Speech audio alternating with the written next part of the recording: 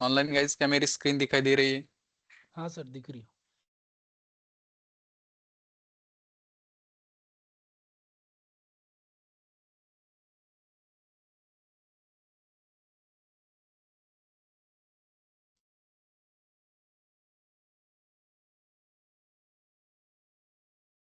टीव्हीचं volume कमी केलेलं आहे तुम्ही स्क्रीनचा? मोड बघा.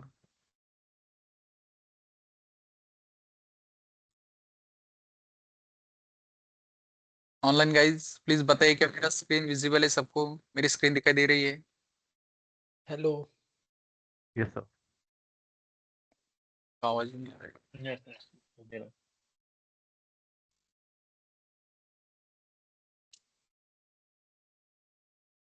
गाइस आपकी आवाज नहीं आ रही है. मैं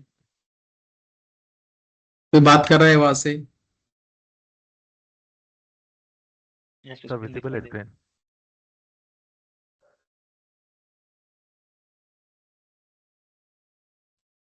हेलो. विजिबल है सर स्क्रीन. अच्छा, अभी 1 मिनट बात कीजिए फिर से थोड़ा सा.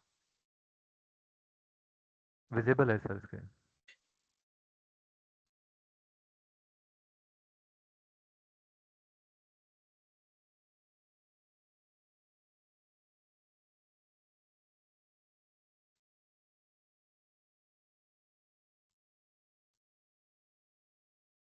गाइस क्या मेरी आवाज आ रही है सबको?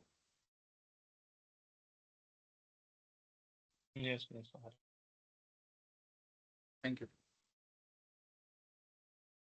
सभी ने कल का प्रैक्टिस किया है S3 में जो हमने पढ़ा?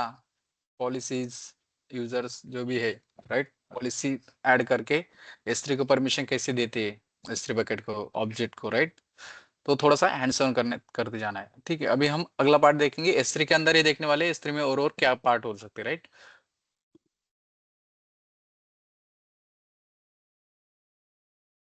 चलेगा.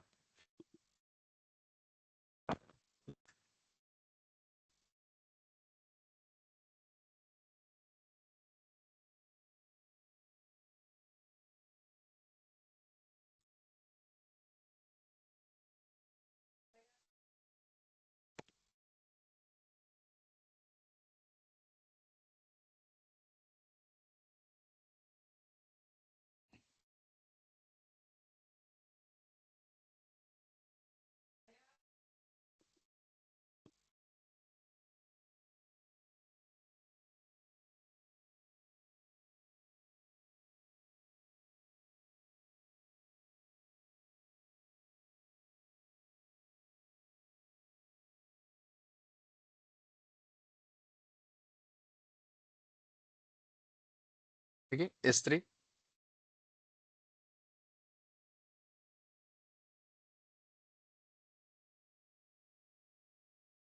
अभी यहाँ पे मेरे पास कोई बकेट नहीं है, राइट? तो मैं यहाँ पे एक बकेट क्रिएट कर लेता हूँ कि मुंबई रीजन में.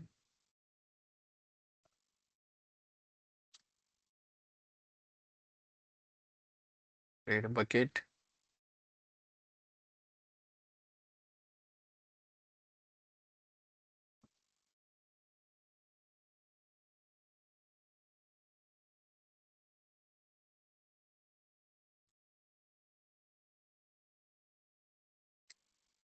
हमने बकेट वर्जनिंग देखा था, ब्लॉक ऑल पब्लिक एक्सेस क्या होता था वो देखा, राइट? टैग सी. अभी हम देखने वाले थे कि object lock, right? Object lock क्या होता है कि यहाँ पे अगर मुझे ऑब्जेक्ट लॉक इनेबल करना है बकेट के लिए. अगर यहाँ पे एडवांस सेटिंग में जाएंगे हम, यहाँ पे ऑब्जेक्ट लॉक शो कर रहा है, राइट? तो अगर मुझे इनेबल करना है तो इसके लिए मुझे वर्जनिंग चाहिए, राइट? यहाँ पे लिखा भी हुआ है कि object lock works only in a version bucket. क्योंकि ऑब्जेक्ट लॉक क्या करता है, जैसे ही हम एक ऑब्जेक्ट क्रिएट करते, राइट? मतलब बकेट के अंदर ऑब्जेक्ट क्रिएट करते हैं तो उसका एक वर्जन भी बना के रखता है. हम अपने बकेट के अंदर का ऑब्जेक्ट तो डिलीट कर सकते हैं, जो मेन ऑब्जेक्ट है, लेकिन वर्जन को डिलीट नहीं कर सकते, राइट? अगर हम वर्जनिंग इनेबल नहीं करते तो अपना बकेट ओवरराइट तो होता ही जाएगा, राइट? मतलब ऑब्जेक्ट ओवरराइट हो सकता है अगर सेम नेम से आ जाता है तो, राइट? तो वहां पे ऑब्जेक्ट लॉक का कोई मतलब नहीं रहता, राइट? तो इसलिए हमें क्या करना पड़ता है, पहले अपनी बकेट की वर्जनिंग इनेबल रहनी चाहिए, तभी हम उसके ऊपर ऑब्जेक्ट लॉक यूज कर सकते हैं। तो enabling object lock will permanently allow object in this bucket to be locked। तो परमानेंट के लिए वो लॉक हो सकता है। ठीक है, यहाँ पे क्रिएट बकेट,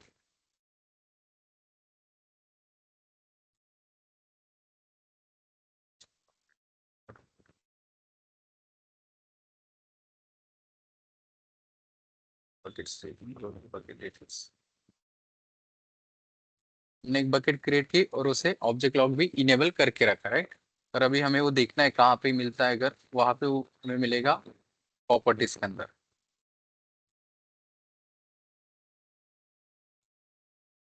इस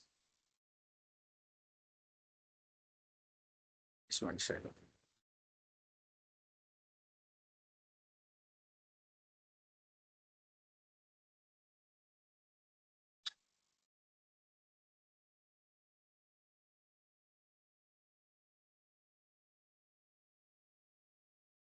यहाँ पे ऑब्जेक्ट, राइट, भी हमने इनेबल करके रखा है। अगर हमें एडिट करना है फिर से हम यहाँ से कर सकते हैं, प्रॉपर्टी में जाके यहाँ पे डिसेबल करना है तो डिसेबल। डिफॉल्ट रेंटेशन मतलब automatically protect new object put into this bucket from being deleted और ओवरराइट। अगर हम इसे इनेबल करते हैं तो डिफॉल्ट रेंटेशन पीरियड अगर 90 डेज का होगा तो वहां पे डिफॉल्ट वो अपने आप ऑब्जेक्ट लॉक हो जाएगा, राइट। पर मैं चाहता हूँ इसे इनेबल करना कि अपने आप ऑब्जेक्ट को लॉक करना, राइट। लेकिन अगर मुझे मैं अपने हिसाब से किस ऑब्जेक्ट को लॉक करना है इतना बस मैं अगर मेरे हिसाब से चाहता हूँ तो मैं इसे डिसेबल रखूंगा यहाँ से। अगर मैं इनेबल करूंगा तो मेरे पूरे ऑब्जेक्ट यहाँ से लॉक होते जाएंगे, राइट। और यहाँ पे आता है गवर्नेंस एंड कंप्लायंस। मतलब यहाँ पे ऐसा होता है कि गवर्नेंस अगर करते हम, user with specific IAM permission can overwrite or delete protected object version during the retention period. मतलब अगर किसी यूजर को ओवरराइट, मतलब उसे IAM में परमिशन है उस यूजर को, तो वो डिलीट कर सकता है, जिसको परमिशन है वो डिलीट कर सकता है। लेकिन अगर मैं कंप्लायंस में करता हूँ तो no user can override to delete protected object version during the retention period. मतलब जितना पीरियड हम देंगे उतने पीरियड तक कोई भी अगर परमिशन भी होगी तो उसे डिलीट नहीं कर सकता। या तक क्लियर हुआ? ठीक है, अगर मैं यहाँ पे जाता हूँ कंप्लायंस, तो अगर मैं यहाँ पे एंटर नंबर में चाहता हूँ मुझे 2 दिन के ऑब्जेक्ट लॉक करना है, राइट। तो यहाँ पे डेज, यहाँ पे चेक करना है कि अगर आप ऑब्जेक्ट लॉक करने जाते हो तो ये डेज है ईयर्स है, वो चेक करना आपका काम है। अगर आप यहाँ पे मान लो आपको 31 डेज के लिए चाहिए और यहाँ पे ईयर्स हो गया तो आपका ऑब्जेक्ट लॉक हो जाएगा 31 ईयर्स के लिए। ठीक है, तो यहाँ से थोड़ा ध्यान से काम करना है यहाँ पे। तो अभी मैं चाहता हूँ कि मुझे 2 दिन तक चाहिए, राइट। और यहाँ पे मैंने डिफॉल्ट रेंडेशन इनेबल करके रखा, मतलब जो भी अभी मैं यहाँ पे दूंगा वो हर एक ऑब्जेक्ट के ऊपर अप्लाई होता जाएगा। क्लियर? Save changes, confirm.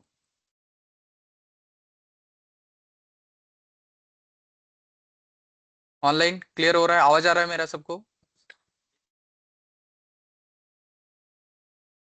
सबको लगेगा, अभी इनेबल करके रखे ना मैंने। हाँ, यहाँ तक क्लियर हुआ। अभी मैं एक ऑब्जेक्ट ऐड करता हूँ, राइट। अपलोड ऑब्जेक्ट,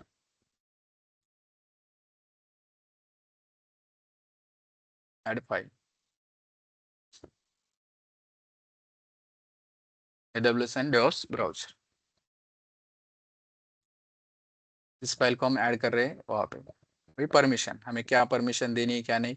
मेरी बकेट ऑलरेडी प्राइवेट है तो यहाँ से मैं परमिशन नहीं दे सकता, ACL भी इनेबल नहीं उसका। अपलोड,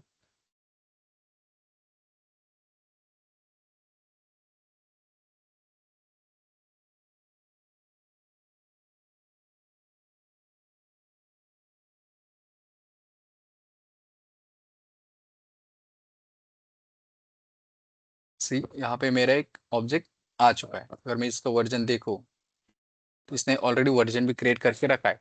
यहाँ पे एक ही शो कर रहा है क्योंकि अगर नॉर्मल दिखता है तो उसको वर्जन आईडी कुछ नहीं शो करता, राइट। ये नॉर्मल है।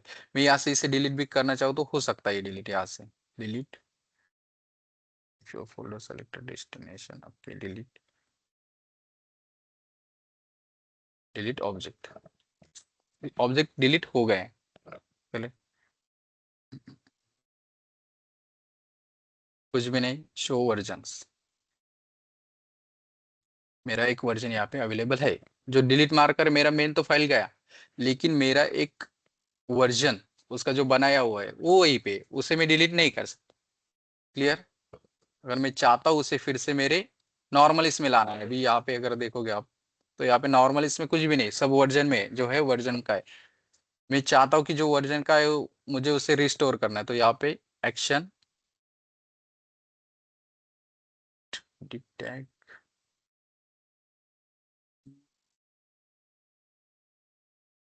रिस्टोर।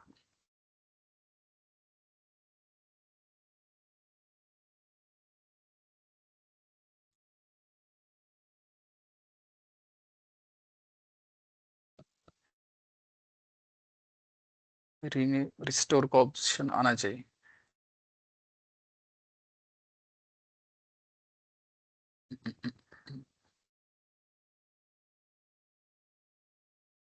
ओके, यहाँ से हम डाउनलोड तो कर सकते हैं अपना ऑब्जेक्ट, राइट? रिस्टोर भी कर सकते हैं, देखते हो क्यों नहीं आता, थोड़ा टाइम लेगा शायद आने में। ऑप्शन आता है तो यहाँ से हम इनिशिएट रिस्टोर कर सकते हैं उससे, ठीक है। यहाँ तक क्लियर हो ऑब्जेक्ट लॉक क्या होता है, कैसे काम करता है? मतलब मैं मेरे वर्जन को डिलीट नहीं कर सकता, लेकिन मैं अपने, फिर यहाँ से डिलीट करके देखते इसे। See permanent delete, delete object. See fail to delete object for more information, मतलब हमने यहाँ पे ऑब्जेक्ट लॉक लगाया है इसलिए हम डिलीट नहीं कर पाए। यहाँ तक क्लियर है सबको? Online offline?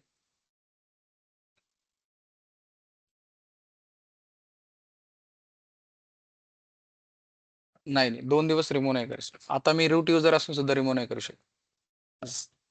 अगर गलती से आपसे वहां पे ईयर हो जाता है तो वहां पे ईयर तक लॉक रह जाएगा बस। हा, म्हणजे असं नाही नवीन बकेटचं नाही, आपण त्याला अपलोड करू शकतो, डाउनलोड करू शकतो, पण डिलीट नहीं करू शकत फक्त, म्हणजे आपलं काम होत राहील। कसं आहे माहिती का, अगर हम यहाँ पे बड़ा ऑब्जेक्ट है, बड़ा डेटा है कुछ, राइट? अगर मान लो 1 TB का डेटा है, अगर उसे हम गलती से मुझे 1 डे या 30 डे करना था, राइट? तो मैंने 30 years कर दिया, तो उतने चार्जेस उसको अप्लाई होते जाएंगे, राइट? चार्जेस लगेंगे, कंपनी लॉस में जाएंगे, डेटा रहेगा आपका वहां पे। ऑब्जेक्ट क्लाउड का मतलब ये वही कि आपके पास डेटा रहेगा, वहां से आप मतलब डेटा आप डाउनलोड कर सकते हो, लेकिन उसे डिलीट नहीं कर सकते।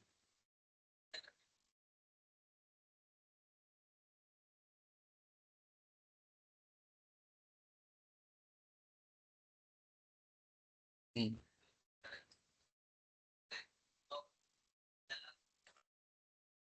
नाही, मग अकाउंट सस्टेन करावं लागेल, एडिट नाही होत, काहीच नाही होत त्याला। ते कंप्लायन्स मध्ये, गव्हर्नन्स मध्ये जर गेले ना तुम्ही, तिथं 2 ऑप्शन, गव्हर्नन्स आणि कंप्लायन्स, राईट? तर त्याच्यामध्ये गव्हर्नन्सला गेले तर तिथं ज्या युजरला त्याचं परमिशन आहे तिथं, हो राईट, तो करू शकतो। लेकिन अगर हम कंप्लायंस के साथ जाते तो वहां पे रूट यूजर भी उससे कुछ नहीं कर सकते, परमानेंटली लॉक हो। हाँ, गवर्नेंस मतलब ऑर्गेनाइजेशन में यूज गवर्नेंस ही होता है। अगर मेन ऑब्जेक्ट रहेगा कुछ रखना है ज्यादा दिन तक तो कंप्लाइंस में रख सकते हो आप, वहां पे थोड़ा सा ध्यान से करना पड़ता है, ऐसा होता है कभी कभी गलती। गवर्नेंस, गवर्नेंस वो भी मेंशन, मतलब गवर्नेंस का उसका टाइम पीरियड तो सेम है, टाइम पीरियड हम दे सकते हैं, लेकिन गवर्नेंस में क्या होता है कि जिस यूजर को वहां पे परमिशन है वो उसे ओवरराइड कर सकता है। एक्झाम्पल आता परत टाइमपास, तुम्ही आता याच्यावर प्रॅक्टिस तुम्ही करा ना, तेच तेच तेच। Just a minute,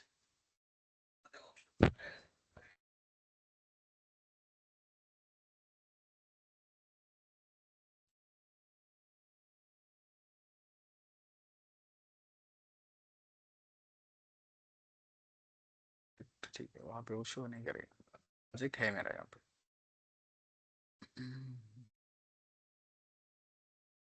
what is,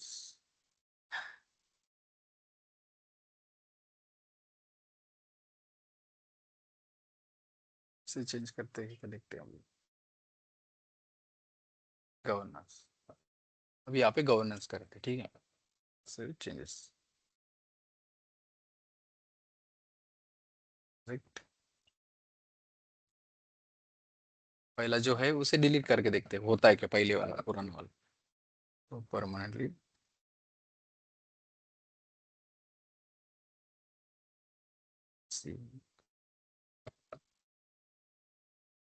यहाँ पे पहले का तो नहीं होता, ठीक है। अब एक नया ऑब्जेक्ट ऐड करके देखते हैं उसके अंदर।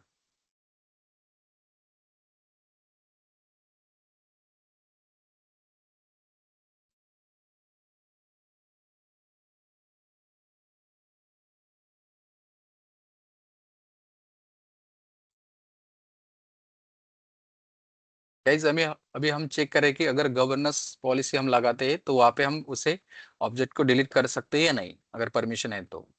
यहाँ पे मैं अपलोड कर रहा हूँ, ऑब्जेक्ट अपलोड हो गया।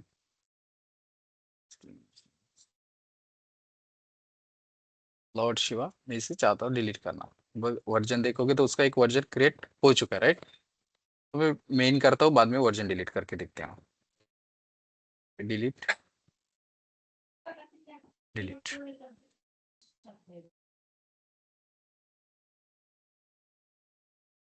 मेन तो डिलीट हो गया, वो वहां पे भी होता है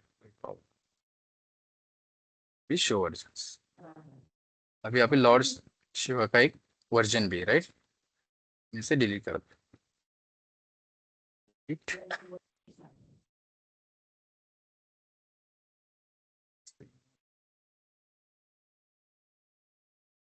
डिलीट, क्योंकि मैं रूट यूजर हूँ, मुझे तो ऑल परमिशन है ऑलरेडी, मैं डिलीट कर ही सकता हूँ, राइट। यहाँ तक क्लियर हुआ सबको, ऑनलाइन ऑफलाइन। त्याला परमिशन असतात तो नाही, नॉर्मली ऑब्जेक्ट लॉक कोणी ओपन करतं कोणी नाही करत, चार्जेस आहे त्याला, बरोबर. पण शक्यतो आपण आय एम परमिशन फर्स्ट देतो यूजरला, किती करूच नाही शकत।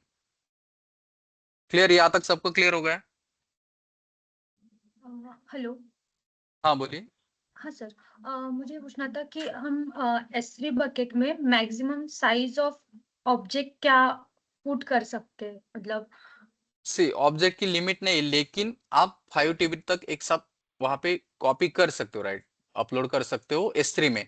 अगर 5 TB से मैक्स होगा 5 टेराबाइट से, तो वहां पे आपको उसे ब्लॉक ब्लॉक में भेजना पड़ता है। वो AWS CLI में हम करते कि साइज किस ब्लॉक में मतलब अपलोड करने, वहां पे ब्लॉक सेट करते। अपलोड तो होती है, मैक्स साइज कितनी भी रहने दो अपलोड होता है, लेकिन जब हम अपलोड करने जाते तो वहां पे हमें ब्लॉक में अपलोड करना पड़ता है बस। Okay, block part. Yes, 5 TB तक हम कर सकते हैं। हाँ, ऑनलाइन सर थोड़ा किसी एक को। बार। हाँ हाँ बोलिए। हेलो। हाँ सर, एक बार रिपीट करोगे क्या? मेरा ज्वाइन ही नहीं हो रही थी मीटिंग में, इन नहीं हो रहा था। ये थोड़ा सा वीडियो देख लेना ना, रिकॉर्डिंग हो चुकी है अभी, ठीक है। वहां पे क्या है कि हमने ऑब्जेक्ट लॉक देखा था कि मेरे बकेट में अगर ऑब्जेक्ट लॉक होता है तो उसे कोई भी मतलब, यहाँ पे दो ऑप्शंस आते हैं, ठीक है। दिख शो ही करवा तो अभी क्या है, सी यहाँ पे ऑब्जेक्ट लॉक का ऑप्शन है, राइट। तो एडिट, जब हम बकेट क्रिएट करते हैं तब भी हम ऐसे वहां पे मेंशन कर सकते हो उसे। अगर आपको बाद में करना है तो आप यहाँ से सेटिंग चेंज कर सकते हो। अगर यहाँ पे ऑब्जेक्ट लॉक इनेबल है तो आपका ऑब्जेक्ट के ऊपर ऑब्जेक्ट लॉक लग जाएगा, राइट। तो वहां पे क्या क्या आप मेंशन करना चाहते हो, डिफॉल्ट रेंटेशन पीरियड मतलब डिसेबल या इनेबल करना चाहते हो किसी ऑब्जेक्ट के ऊपर, तो इनेबल किया, राइट। तो वहां पे हम डिफॉल्ट रेंटेशन मोड आते हैं। ये रेंटेशन मोड मतलब यहाँ पे गवर्नेंस एंड कंप्लायंस, मतलब अगर गवर्नेंस रखते हैं तो जिस यूजर को डिलीट करने की परमिशन है IMA पॉलिसी के थ्रू, तो उसे वो डिलीट कर सकता है। लेकिन अगर कंप्लायंस में, अगर कंप्लायंस के साथ जाते हो आप, तो 2 दिन तक उसे रूट यूजर भी डिलीट नहीं कर सकता। क्लियर?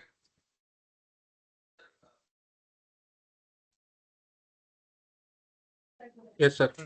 रूट यूजर में नहीं डिलीट कर सकता। डिलीट केल्यावर नाही, जोपर्यंत ते कुठल्याच याचे डिलीट केल्यावर, म्हणजे हा, तुम्ही गव्हर्नमेंट मधून मेन ऑब्जेक्ट जर डिलीट केला तर त्याचा एक व्हर्जन क्रिएट झालेलाच असणार आहे, तो तुम्ही रिस्टोर करू शकता। पण जर तुम्ही व्हर्जन आयडी सोबतचा पण डिलीट केला व्हर्जन वाला, तर नाही करू शकत।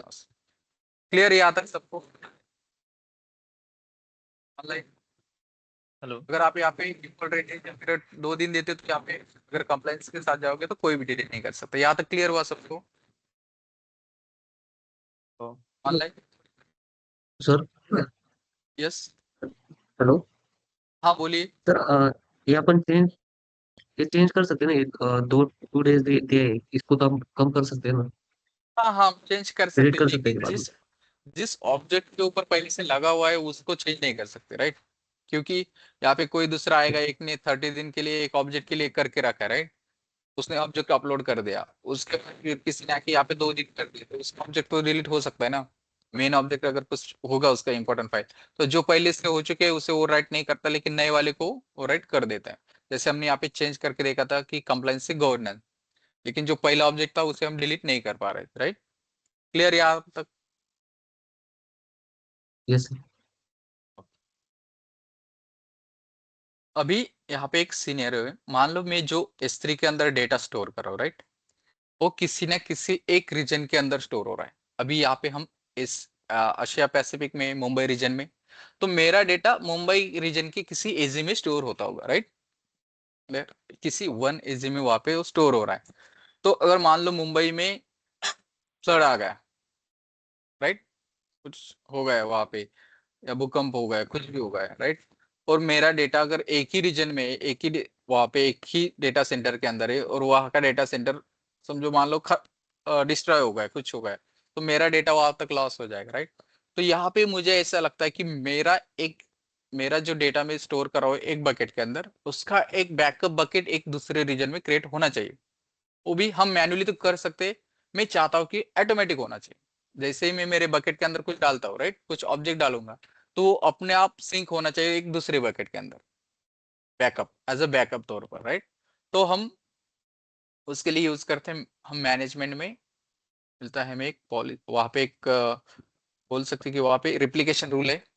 अगर उसे हम अप्लाई करते हैं अपने बकेट के ऊपर, तो हम अपने बकेट का एक बैकअप क्रिएट कर सकते हैं। क्लियर? तो मैं इसके लिए एक बकेट क्रिएट करता हूँ जो मेरी प्राइमरी बकेट रहेगी, ठीक है?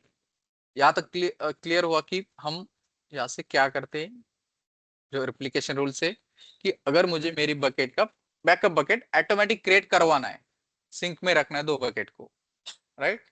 तो क्या होना, अगर मान लो मैंने मेरे अपने प्राइमरी बकेट के अंदर कुछ डेटा अपलोड किया, ऑब्जेक्ट अपलोड किया, राइट, तो अपने आप दूसरे बकेट में भी अपलोड होना चाहिए। क्लियर यहाँ तक? तो उसके लिए हम क्या करते हैं, पहले एक बकेट क्रिएट करते हैं, ठीक है? ठीक। जो है उसके ऊपर कर सकते हैं, लेकिन मैं एक फ्रेश बकेट लेके दिखाता हूँ। यहाँ पे जनरल पर्पस, यहाँ पे मैं लिखता हूँ प्राइमरी सर्वर बकेट। ये मेरा प्राइमरी नाम से मैंने एक बकेट क्रिएट किया। वहाँ पे ACL परमिशन देना है नहीं देना है, ये सब आपके ऊपर, क्या देना है क्या नहीं, नॉर्मल बकेट जैसे ही, राइट? यहाँ पे लॉक सी पब्लिक, अगर मैं प्राइमरी बकेट है, मैं चाहता हूँ इसे पब्लिक रखना, तो मैं रख सकता हूँ यहाँ पे, क्योंकि मेरा डेटा बैकअप रहने ही वाला है मेरे पास, राइट? मैं इसे पब्लिक भी कर सकता हूँ, ठीक है? लेकिन मोस्टली हम क्या करते हैं, अगर प्राइमरी बकेट पब्लिक रखना चाहते चाहिए उसका एक्सेस पब्लिकली, तो पब्लिक रख सकते हैं, लेकिन बैकअप बकेट को हम हमेशा अपना प्राइवेट ही रखेंगे, क्योंकि हमें शेयर तो एक ही बकेट करना है, राइट? तो वैसे अगर आप चाहते हो इसे भी प्राइवेट रखना, तो आप रख सकते हो, यहाँ पे कोई प्रॉब्लम नहीं, राइट? मैं चाहता हूँ भी मैं पब्लिक रखना, तो मैं पब्लिक रख सकता हूँ यहाँ पे। नॉलेज वर्जनिंग इनेबल करना है नहीं करना है कोई प्रॉब्लम नहीं यहाँ पे। और क्रिएट बकेट, मेरी एक बकेट क्रिएट हो चुकी है, राइट? अभी मुझे एक बकेट क्रिएट करवानी है, बैकअप बकेट दूसरे रीजन में, राइट? बैकअप के लिए एक तो बकेट चाहिए ना मुझे, इसके लिए मैं बकेट बना के देता हूँ। और यहाँ पे मैं रीजन चेंज करवाता हूँ, मैं एक चाहता हूँ मेरा एक मुंबई में रहेगा, एक सिंगापुर में रहेगा, मतलब दो अलग अलग रीजन में। एक रीजन चला भी गया, कुछ भी हो गया वहां पे, तो मेरा डेटा मुझे वापस मिल जाता है, ठीक है? अभी मैं सिंगापुर रीजन में, राइट? यहाँ पे बकेट शो सब रीजन की करवाता है, राइट? और यहाँ पे रीजन शो करवाता है कि कौन से रीजन में, राइट? तो मैं यहाँ पे क्रिएट बकेट करवाता हूँ, क्योंकि बकेट को हम किसी भी रीजन से एक्सेस कर सकते हैं, वहां पे रीजन की लिमिटेशन नहीं है। तो बकेट नेम बैकअप बकेट, ठीक है? ये बैकअप बकेट, यहाँ पे इसे प्राइवेट ही रखता हूँ, क्रिएट अ बकेट।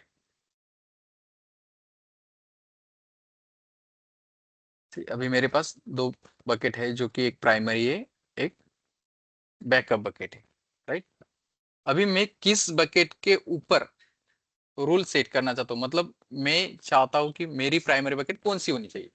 नाम तो हमने वैसे दे दिए, लेकिन अभी मेरा बकेट अगर प्राइमरी मुंबई रीजन वाला रहने वाला है, राइट, जो मुंबई रीजन का है, अभी मुझे उसे प्राइमरी रखना है और उसका बैकअप रखना है दूसरी बकेट में, तो मैं उस बकेट में जाऊंगा, प्राइमरी बकेट में, उसके मैनेजमेंट में, और वहां पे सेट करूंगा रिप्लिकेशन रूल।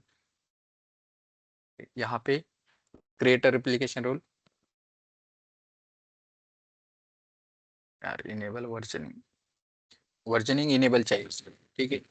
बैकअप के लिए भी हमें वर्जनिंग इनेबल रखनी पड़ेगी, तो वर्जनिंग, और यहाँ पे यहाँ नेम देना है, इसे आप दे सकते हो,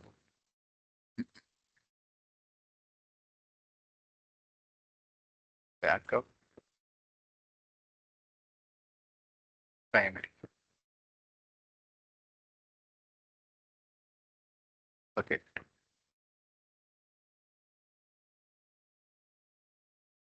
choose whether the rule will be enable और डिसेबल व्हेन क्रिएटेड, मतलब यहाँ पे the rule will be enable और स्टेटस इनेबल, हमें तो ये इनेबल ही रखना है, क्योंकि ये रूल अप्लाई होना चाहिए डायरेक्टली, राइट। डिसेबल करके रखता हो तो ये रूल क्रिएट होके रहेगा, तब तक वो काम नहीं करेगा जब तक मैं इसे इनेबल नहीं करता, राइट। तो मुझे इनेबल ही करना है, राइट। तो इनेबल प्रायोरिटी 0 सोर्स बकेट, यहाँ पे आता है सोर्स सर अगर बकेट। सर अगर हाँ, डिसेबल करते हैं तो क्या प्रॉब्लम होता है फिर? तो डिसेबल करेंगे तो अप्लाई नहीं होगा, रूल हम क्रिएट करके रख सकते हैं, जब हम चाहेंगे उसे इनेबल करना तो कर सकते, राइट। पर नहीं करना है तो नहीं कर सकते ऐसा। यहाँ पे सोर्स बकेट आ गया कि जो मेरा प्राइमरी अर्बोर बकेट है। अभी choose a rule, limit the scope of the this rule using one or more filters, apply to all object in the bucket. मैं चाहता हूँ कि अप्लाई टू ऑल ऑब्जेक्ट, मेरा जो भी ऑब्जेक्ट आएगा इस बकेट में उसके लिए ये करेगा। अगर मैं यहाँ पे लिमिट रखना चाहता हूँ तो लिमिट रख सकता हूँ, मेरी कौन सी बकेट कौन से ऑब्जेक्ट आएंगे, या तो डॉट पीडीएफ आएगा, कुछ भी आ सकता है वैसे। तो यहाँ पे मैं अप्लाई ऑल डेस्टिनेशन, अभी यहाँ पे चूज करना है कि आपकी बैकअप बकेट किस रीजन में रहेगी, राइट। तो यहाँ पे आप चूज कर सकते हैं, choose bucket in this account, same account से करना चाहते हो तो सेम अकाउंट, और आप डिफरेंस अकाउंट से चाहते हो कि अनदर अकाउंट किसी और के अकाउंट, वहां से आप कर सकते हो। लेकिन मुझे अभी यहाँ पे मेरे सेम इसमें करना है, तो मैं पहला सेलेक्ट करता हूँ, राइट। ऑनलाइन क्लियर हो रहा है, ब्राउज बकेट, कौन सा बकेट है मेरा, बैकअप बकेट, दोनों साइड इनेबल वर्जनिंग इनेबल चाहिए, राइट। तो आई एम रोल, अभी इसको एक बकेट को दूसरे बकेट के साथ बात करने, राइट, उसके लिए उन्हें एक आई एम रोल लगेगा, राइट। तो मैं चाहता हूँ यहाँ पे चूज करूँ existing role, create new role, create कर लेंगे, ये अपने आप न्यू रोल क्रिएट कर लेगा, ठीक है। इंक्रिप्शन, इंक्रिप्शन चाहते हो ऑब्जेक्ट लेवल पे ऊपर, नहीं चाहते हो तो नहीं कर सकते, राइट। मतलब अगर आपका डेटा सिक्योर रखना है तो आप इंक्रिप्शन लगवा सकते हो, वैसे भी इंक्रिप्टेड ही रहते, मतलब सिक्योर ही रहता है अपना डेटा, राइट। तो चाहते हो तो लगवा सकते हो, उसके चार्जेस अलग से लगते हैं, अगर आपके ऑर्गेनाइजेशन कहते हैं मुझे इतना चाहिए तो उतना उनको देना पड़ेगा, राइट। तो अपने मतलब ऑर्गेनाइजेशन के ऊपर डिपेंड करता है कि हमें क्या क्या सर्विस लगवानी है, क्या क्या कॉस्ट कटिंग के हिसाब से हम कम ही सर्विस यूज करते हैं, राइट। तो यहाँ पे destination storage class, change the storage class, the application object, replicated object, कुछ भी नहीं यहाँ पे। Application time control, application metrics, delete marker, application replica, modification sync, यहाँ पे कुछ भी सेलेक्ट नहीं करना, बस हमें जैसे है वैसे वहाँ पे कॉपी करना होगा, राइट।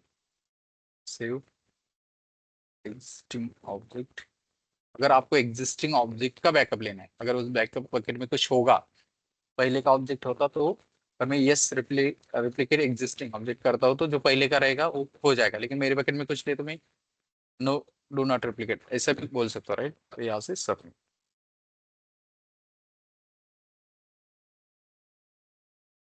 हो गया। अभी यहाँ पे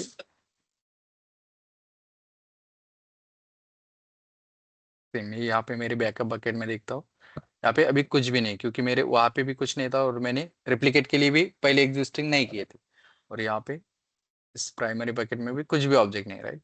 अभी मैं इसमें एक ऑब्जेक्ट ऐड करवाता हूँ, ऐड फाइल, और ये कभी कभी थोड़ा सा टाइम लेता है, जैसे हम अपलोड करते हैं अपना ऑब्जेक्ट, राइट, तो उस डेटा के साइज के हिसाब से थोड़ा टाइम लेता है रिप्लिकेट होने में, सिंक होने में वहाँ पे। तो यहाँ पे अपलोड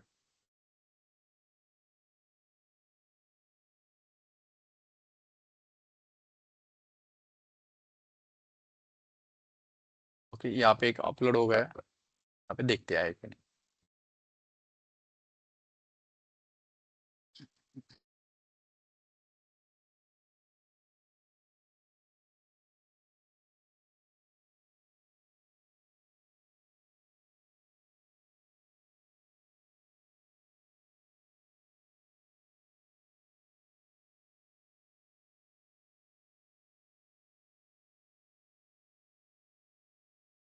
हो गया, अपने आप ये बैकअप क्रिएट होता रहेगा। क्लियर हुआ सबको ये बैकअप कैसे क्रिएट करना है?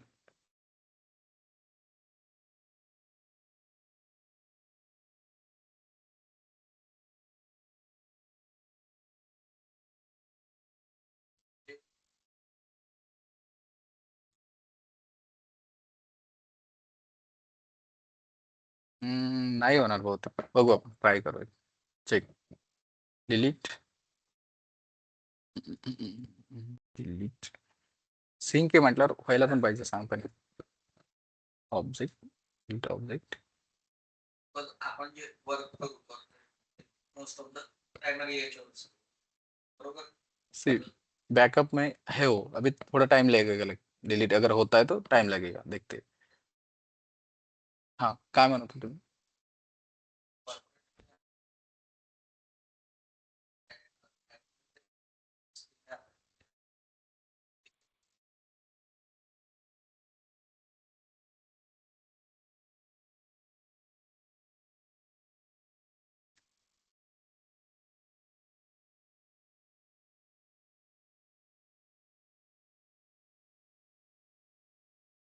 प्राइमरी मधून प्राइमरी से हमने अपना वर्जन भी डिलीट कर दिया और मेन ऑब्जेक्ट भी डिलीट कर दिया, अभी देखते हैं यहाँ से वो डिलीट होता है नहीं, कोई फर्क नहीं पड़ता उससे, वो रहता ही बैकअप में वैसे के वैसे रहेगा। और आप चाहते हो बैकअप से डिलीट करना तो कर सकते हो यहाँ से। क्लियर यहाँ तक?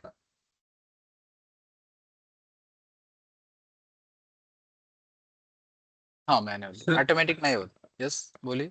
अरे सर, तो सर जो बैकअप में आपने ऑब्जेक्ट लिया है वो मैन्युअली डाला था सर, या फिर प्राइमरी बकेट से ऑटोमेटिक इसके अंदर आया? ऑटोमेटिक आ गया ना,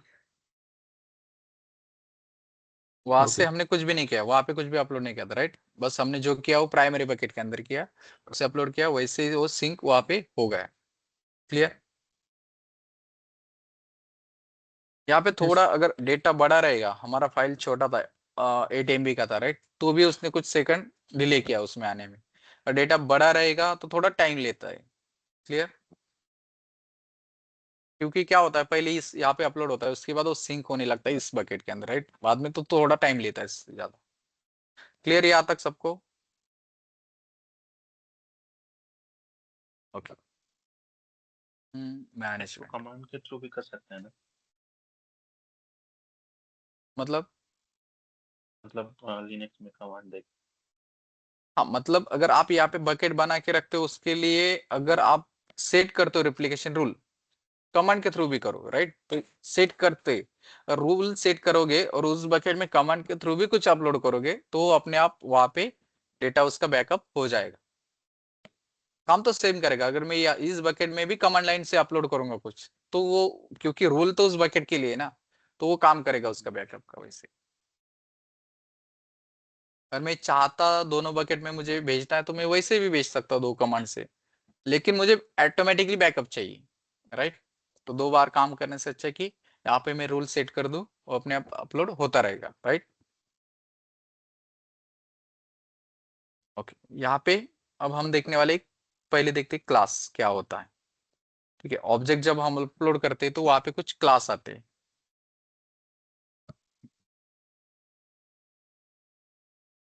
ऐड फाइल,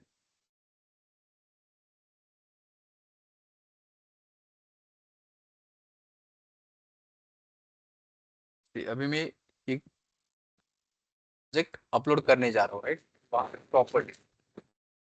प्रॉपर्टीज में हमें कुछ क्लास दिखाई देते, स्टैंडर्ड, इंटेलिजेंट टियरिंग व स्टैंडर्ड आई, ठीक है, one zone I, glacier instance retrieval glacier.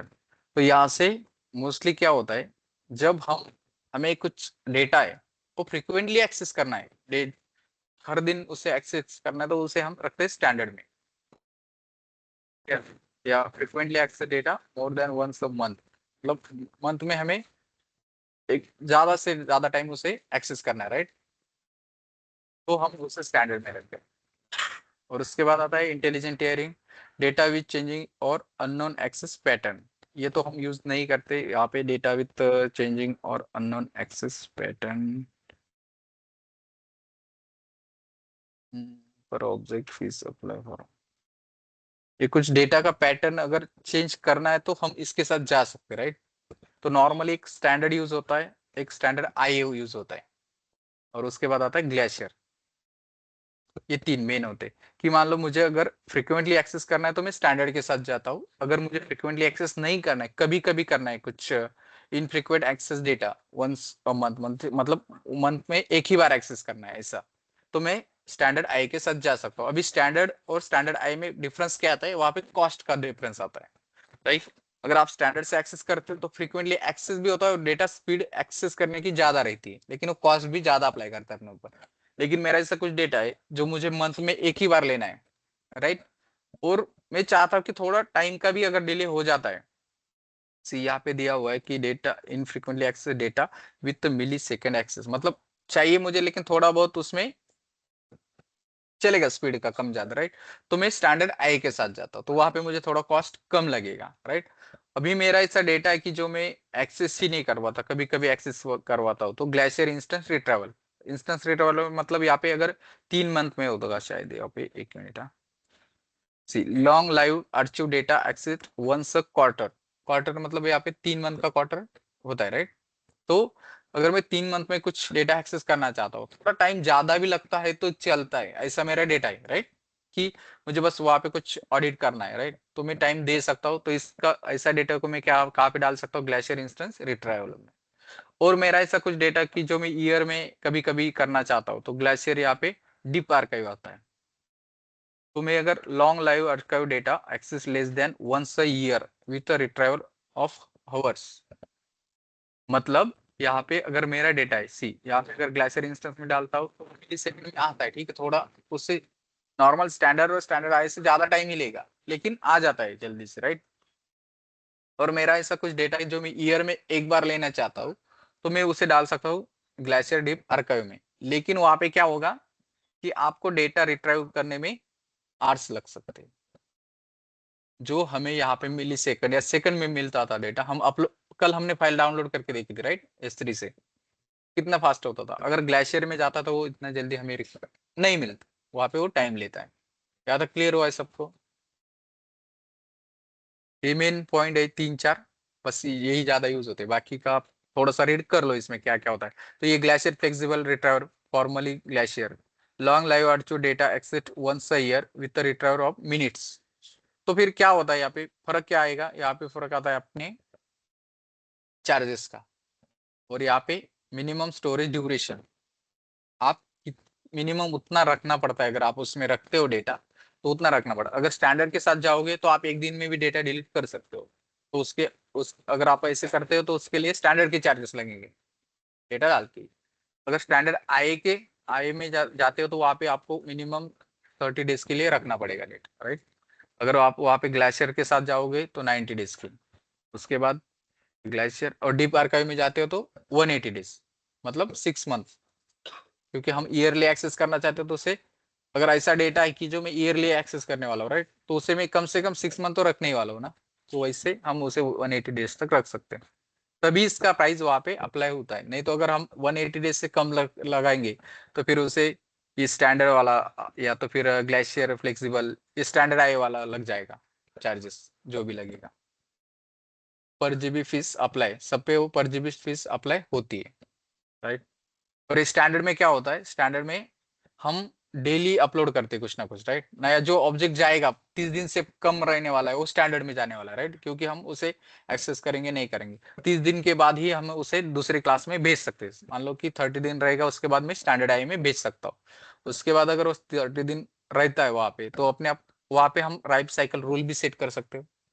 मान लो मेरा स्टैंडर्ड में 30 डे रहेगा, उसके बाद वो अपने आप चला जाएगा स्टैंडर्ड आई में, ठीक है। वहां पे 30 डेज कंप्लीट हो जाते, तो उसके बाद 90 डेज अगर डेटा कंप्लीट हो जाता है मेरा पूरा पहले स्टैंडर्ड आई में, तो मेरा जब 90 डेज कंप्लीट हो जाएगा तो मैं ग्लासियर इंस्टेंस रिट्रीवल में मेरा डेटा भेज सकता हूँ।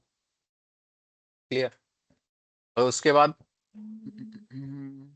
ये 90 दोनों के लिए, और 180 से ज्यादा अगर रखता हूँ तो वो ग्लासियर डिपार्टिकल में स्टोर कर सकता हूँ। यहाँ तक क्लियर हुआ। बस यहाँ पे फीस का डिफरेंस मतलब चार्जेस अलग लगते, जितना जितना हम ये नीचे नीचे वाले यूज करते जाएंगे ग्लासियर डिपार्टिकल, वहां पे हमें डेटा की कॉस्ट, मतलब जो डेटा स्टोर करके रख रहे हैं उसके लिए कॉस्ट कम कम लगता जाता है, लेकिन डेटा रिट्रीव करने का टाइम भी थोड़ा ज्यादा जाएगा। क्लियर यहाँ तक सबको? तो सर ये डेटा मैन्युअली जाएगा या फिर डालना पड़ेगा हमें? उसे हमें रूल सेट करना पड़ेगा, तो उसके लिए हम यहाँ पे रूल भी आता है, लिखा था वो। हेलो। यस। हाँ सर, मुझे पूछना था कि ये जो एजी दिखा रहा है availability zone less than equal to 3, तो ये जो हम जोन स्पेसिफिक कर रहे हैं वो उसके लिए रहता है क्या? सी मतलब एजी मतलब अपने एक ही रीजन में 2-3 जोन रहते, किसी में 3 जोन हाँ, रहते, तो तो वो वहां पे वहां पे डेटा हमारा अवेलेबल वहां पे होगा। रहेगा। हाँ। ओके। एंड सेकंड क्वेश्चन ये था कि अगर मुझे कोई data directly glacier deep archive में मुझे स्टोर करना है, तो क्या मुझे मतलब नहीं नहीं स्टैंडर्ड तो ऐसे जाना है, या मैं डायरेक्टली कर सकती नहीं नहीं, डायरेक्टली नहीं कर सकते आप। 30 दिन हूँ? के लिए ओके वो सो स्टैंडर्ड में ही रहेगा। ओके सो मुझे स्टैंडर्ड देन ग्लेशियर ऐसे जाना पड़ेगा step by step. Yes yes yes sir. Okay. अभी यहाँ पे एंड एक, हाँ बोलिए। हाँ, सपोज अभी मैंने स्टैंडर्ड एआई का 30। हाँ बोलिए।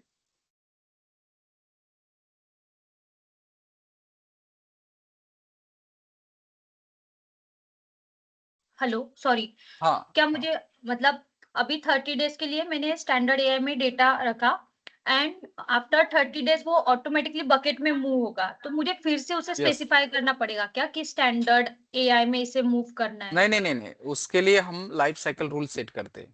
अगर अपने ओके आप नहीं जाएगा वो, आपको सेट करना पड़ेगा कि आपको अगर 30 दिन के बाद स्टैंडर्ड आई में चाहिए डेटा, तो आप उसे भेज सकते हो। नहीं तो आपके सी आपका सर्वर है, राइट, वो कुछ ऐसा डेटा डाला है कि वो सर्वर के लिए डे बाय डे उसे चाहिए, मंथ में हर बार चाहिए, तो वो अपने आप जाएगा तो वहाँ पे प्रॉब्लम आएगा ना, वो अपने आप नहीं जाता। हम सेट करते कि मेरा कौन सा डेटा आप मतलब स्टैंड क्लास चेंज करना चाहिए, कैसे चेंज करना चाहिए, वो हम सेट करते हैं अपने लाइफ साइकिल कॉन्फ़िगरेशन में। ओके। ठीक है, नहीं क्लास क्लियर हाँ हुआ? हाँ हाँ, बोलिए। वही जो आपने लास्ट का पॉइंट बोला ना, ग्लेशियर डीपर का 180 डेज 6 मंथ का, तो अभी हाँ मुझे हाँ। डेटा 1 ईयर के लिए रखना है, और वो यस। पीरियड सिर्फ 6 मंथ के लिए। ओके। तो जब हाँ। 6 मंथ हो जाएगा तो वो डेटा में मतलब मुझे उसको फिर से अप्लाई करना पड़ेगा, क्योंकि वो अभी नहीं नहीं नहीं और। नहीं, वैसे वैसे के वैसे रहेगा, वहां पे कुछ भी करने की जरूरत नहीं है आपको। ओके, जब तक हम यस। रिट्राइव नहीं करते वो वैसे ही रहेगा। हाँ। ओके। तो यहाँ पे life cycle rule, creator life cycle, यहाँ पे हम सेट करते फिक्स ऐसा ही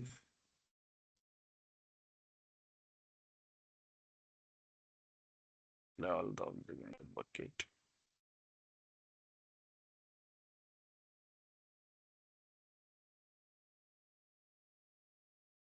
Transfer the bucket name in the fix using a certain character and key names can cause problem with some application. Okay.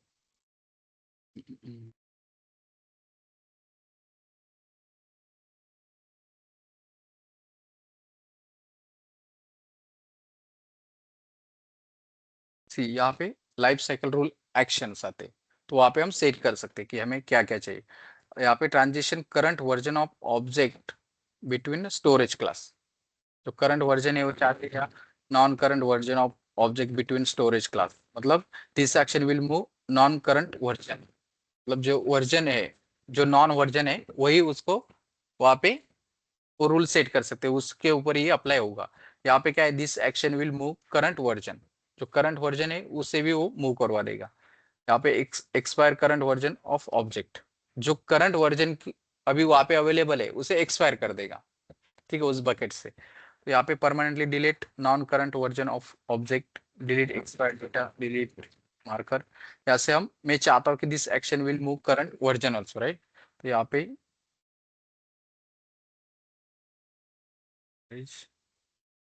यहाँ पे आता है standard store class transaction limit with day after object creation, right. मतलब standard I में कब जाना चाहिए, जब ऑब्जेक्ट क्रिएट होगा उसके बाद कितने दिन बाद। तो मैं यहाँ पे 90 डेज अगर करता हूँ तो सी उसने क्या किया, a minimum of 30 days is required before transaction to standard आई।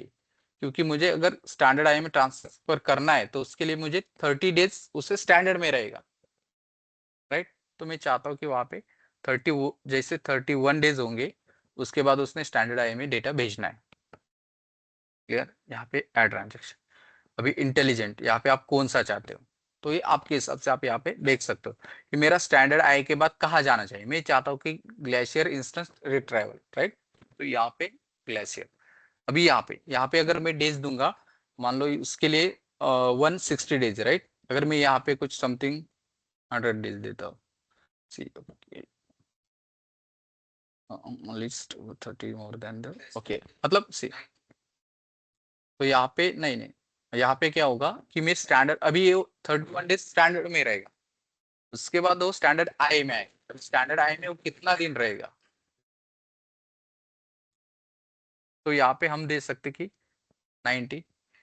अगर मैं यहाँ पे 31 बोलते हो, ये क्या बोलता है, this integer value for glacier infrastructure must be at least 30 more than the value for standard I, at least 30 more then standard जो हमने दिया, तो उसके हमें देना पड़ेगा 60, राइट। मतलब यहाँ से वो ग्लेशियर में जाएगा 60 दिन के बाद, राइट। मतलब ये 31 डे पहले स्टैंडर्ड के हो गए, उसके बाद 30 डेज उसके स्टैंडर्ड आई के हो गए, राइट। उसके बाद वो जाएगा अपने ग्लेशियर इंस्टेंस में। तो ग्लेशियर इंस्टेंस के बाद मैं चाहता हूँ कि ग्लेशियर फ्लेक्सिबल से डीप आर्काइव में, सॉरी ये होगा एक वहाँ पे एड्रेस। उसके बाद डेटा कहाँ पे जाना है, अगर मैं ये रूल नहीं लगाता तो उसके बाद मेरा डेटा ग्लेशियर इंस्टेंस रिट्रीवल में रहेगा, राइट। अगर मैं ये नहीं लगाऊंगा तो स्टैंडर्ड आई में, मतलब हम सेट कर सकते हैं क्या चाहिए। तो यहाँ पे मैं रिट्रीवल, यहाँ पे फ्लेक्सिबल से डीप डीप आर्काइव में जाना है मुझे। तो यहाँ पे नंबर्स, अभी यहाँ पे मिनिमम मुझे लगता है 190 लेगा। See the integer value for glacier deep archive must be at least 90 more than the value for glacier instance retrieval, मतलब इससे 90 डेज ज्यादा चाहिए। तो 190 मतलब 60 और 90 कितना, 180, 150 150, हाँ 151, सॉरी 151 रख सकता हूँ। और मैं 149 करता हूँ तो वो दिखा रहा है, हाँ सर ग्लेशियर रेजिस्टेंट हाँ मोर देन 60 चाहिए ना, ट्रैवल में भी 31 से ज्यादा 61 आएगा 62 आएगा, हाँ 61 या 62, और यहाँ पे 55 ले लो, 1 राइट। तो ऐसे ऐसे करके वो रूल चेंज करते जाएगा। यहाँ तक क्लियर हुआ सबको, लाइफ साइकिल क्लियर है सबको। सर सपोज हम ग्लेशियर इंस्टेंट रिट्राइवल के बाद में हम अगर उसको देते ही नहीं है पाथ ग्लेशियर डीप आर्काइव का, तो हाँ वो हाँ डेटा 60 दिन के 62 डेज के बाद में कहाँ पर जाएगा फिर? वहीं पे रहेगा, ग्लेशियर इंस्टेंस रिट्राइवल में ही रहेगा। सी अभी पहले क्या होगा, ये 30 डेज वो बाय डिफॉल्ट स्टैंडर्ड में रहने वाला है, जैसे 31 डेज हो जाते तो वो स्टैंडर्ड आई में आएगा। स्टैंडर्ड आई के बाद जैसे पूरे मतलब ऑब्जेक्ट क्रिएशन के 62 डेज कंप्लीट हो जाते तो ग्लेशियर इंस्टेंट रिटर्न में आएगा। वहां पे जब 155 डेज कंप्लीट हो जाते तो उसके बाद वो ग्लेशियर डीप आर्काइव में आएगा।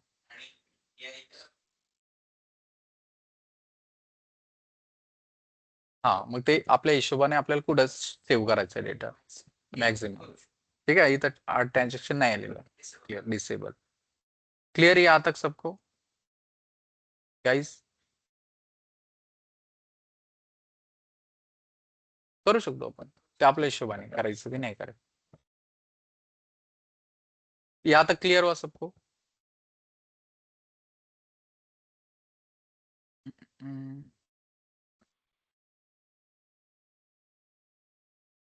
परमिशन हो गया. अभी एक पॉइंट है कि हम यहाँ पे S3 में एक स्टैटिक वेबसाइट भी होस्ट कर सकते हैं. अभी स्टैटिक और डायनेमिक वेबसाइट का मतलब क्या होता है? जो स्टैटिक मतलब जहाँ पे चेंजेस नहीं होते, जिस वेबसाइट में चेंज नहीं होता, जो जैसे है वैसे रहता है, जैसे सेम दिखता है डिफॉल्ट, राइट. और डायनेमिक का मतलब होता है कि जहाँ पे चेंज होते रहते, राइट.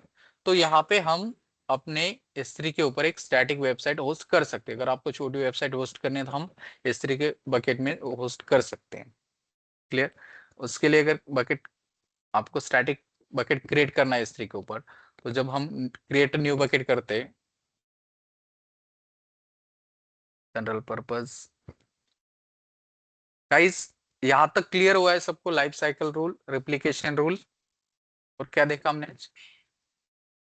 Storage class. क्लियर है यहाँ पे, यहाँ तक ऑनलाइन? ओके. अगर यस सर. मुझे मुझे अभी क्या करना है, static website, online static website क्या होता है, क्लियर हुआ आपको? सी अगर मैं यहाँ पे क्या सी वेबसाइट होगी,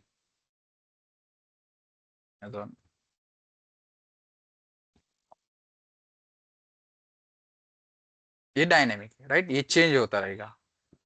जैसे मैं रिफ्रेश करूंगा इसे, थोड़ा बहुत चेंज आ जाएगा इसमें. मतलब मैं हर बार अगर इसको एक्सेस करता जाऊंगा तो अलग अलग दिखता जाएगा, वो चेंज होता जाएगा. एक स्टैटिक वेबसाइट,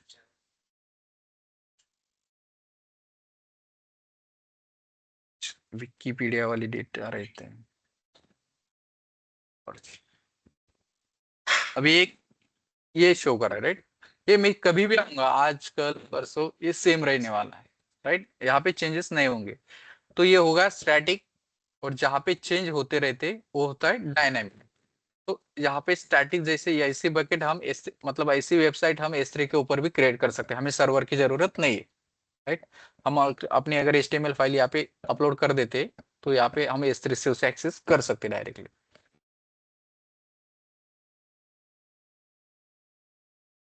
डोमेनचा काही विषय नाही. आपल्याला डोमेन लागत असलं, तुम्हाला करायचं असलं डोमेन घ्यायचं असलं, तर डोमेन सेम. डोमेन काय करायचं, तुम्हाला राऊट 53 मध्ये त्याला कॉन्फिगर करणं आहे. जो आपल्याला S3 बकेट जे पण डोमेन देईल, त्याच्यासोबत तुमचं मेन डोमेन तुम्हाला DNS जे देईल S3 बकेट, त्याच्यासोबत तुम्हाला तुमचं मेन डोमेन कॉन्फिगर करायचं, जसं तुम्ही IP ऍड्रेस सोबत डोमेन करतात सेम. यहाँ तक क्लियर? डायनेमिक स्टैटिक क्लियर होगा गाइस? ये चेंज होता रह रहा है. क्लियर हो रहा है? ऐसा होता है स्टैटिक बकेट की, जो स्टैटिक बकेट हम अपने S3 के ऊपर क्रिएट कर सकते हैं. तो अभी यहाँ पे हम एक ट्राई करते हैं. ठीक है, मेरे बकेट के अंदर अभी यहाँ पे मैं क्रिएट बकेट, जनरल पर्पस, और बकेट नेम देना चाहता हूँ मैं इसे S3 टेस्ट स्टैटिक स्टैटिक. ठीक है, स्टैटिक वेब होस्टिंग के लिए हम यूज करने वाली से. तो यहाँ पे ऑब्जेक्ट ओनरशिप SCL इनेबल, मैं चाहता हूँ कि मुझे इसे पब्लिक एक्सेस देना है, मैं चाहता हूँ कि पब्लिकली दिखाना है, राइट. मुझे इसे पब्लिक एक्सेस देना. नॉलेज डिसेबल,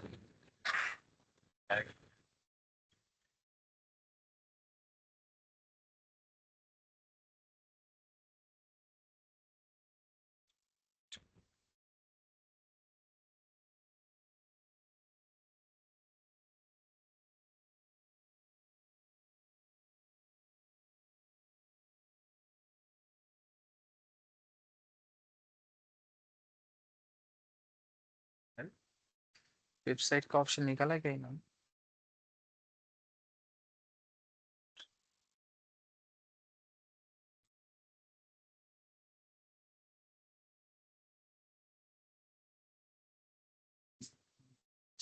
बकेट क्रिएट कर लेते एक बार.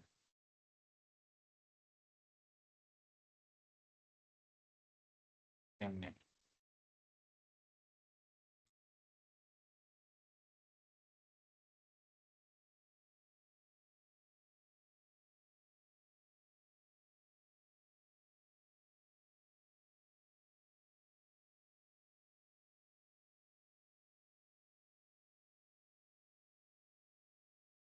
मेरी एक स्टैटिक वेब के नाम से एक बकेट क्रिएट हो गई, शायद मैनेज प्रॉपर्टीज में, प्रॉपर्टीज सब्जेक्ट सी स्टैटिक वेबसाइट होस्टिंग, ठीक है, जो हम प्रॉपर्टीज में आता है लास्ट में, राइट, बकेट क्रिएट करने के बाद प्रॉपर्टीज में। तो यहाँ पे अभी डिसेबल है, अभी मैं चाहता हूँ मुझे इसे इनेबल करना है तो मैं इनेबल कर सकता हूँ, राइट, तो एडिट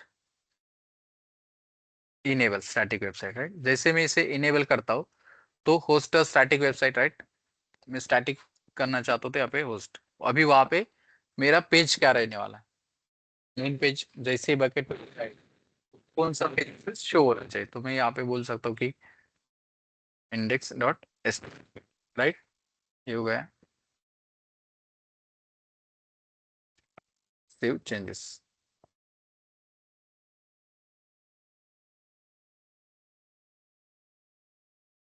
सी जैसे मैंने बकेट क्रिएट किया उसने मुझे यहाँ पे एक डोमेन आया क्या इसका,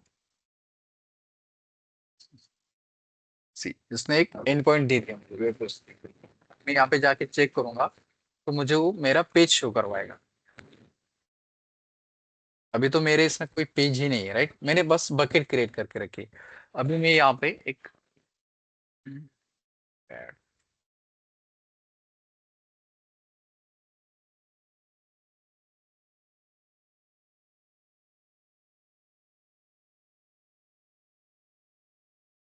मैं कुछ लिखता हूँ, मैं कोड नहीं लिखता हूँ क्योंकि कोड मुझे आता नहीं, मैं डेवलपर नहीं हूँ, बस हम चेक कर रहे हैं कि कैसे आपके पास अगर कोड है तो आप यहाँ पे डाल सकते हो, राइट, तो या तो फिर मैं यहाँ से ले सकता हूँ,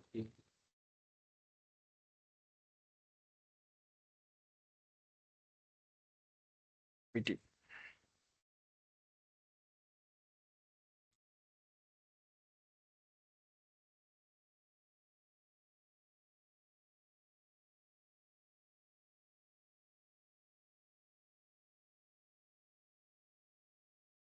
उसने कोड दे दिया, यहाँ पे जो रहेगा वो मुझे शो करवाएगा, राइट।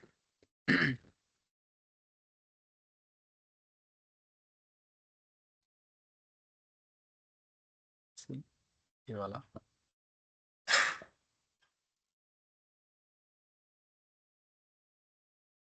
यहाँ पे वेलकम,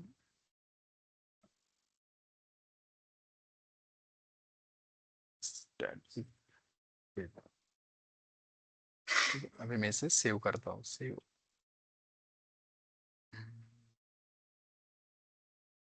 सेव एज, मुझे चाहिए इसका नाम index dot H T M L, right, क्योंकि मैंने मेरे वहां पे मेंशन किया है कि जो पेज दिखाएगा वो index dot H T M L वाला शो करेगा, तो मैं ये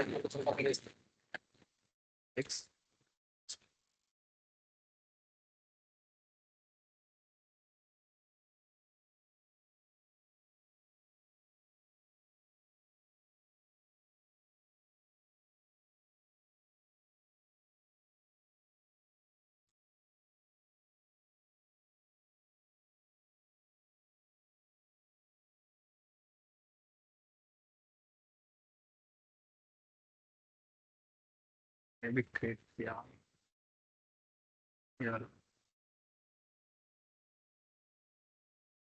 इंडेक्स पेज, ठीक है, अब हम उसे यूज करेंगे अभी। अभी मुझे क्या करना है, जो बकेट जो पेज मैंने क्रिएट किया, राइट, जो भी है वो मुझे मेरे बकेट के अंदर अपलोड करना है, पेज यहाँ पे अपलोड फाइल,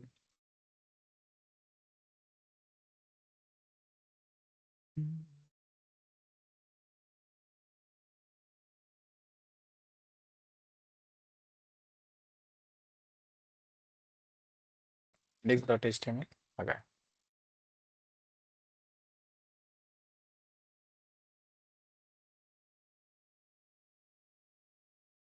अगर मैं इससे भी रिफ्रेश करता हूँ मेरे पेज को,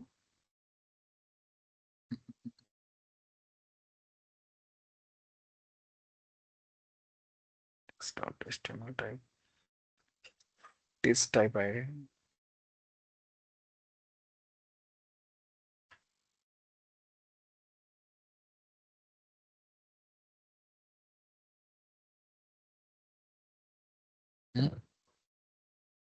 पब्लिकेशन है, आपण बकेटच पब्लिक ठेवलेली ना, शो करायला पाहिजे. नाही, ते टेस्ट टाईप टेस्ट शो नाही करायला पाहिजे.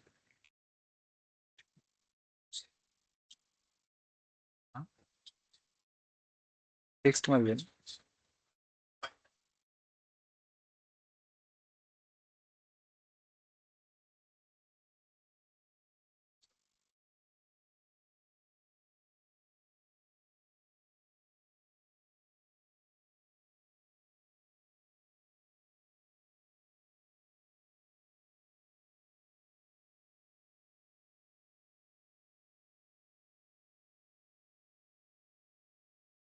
डिलीट.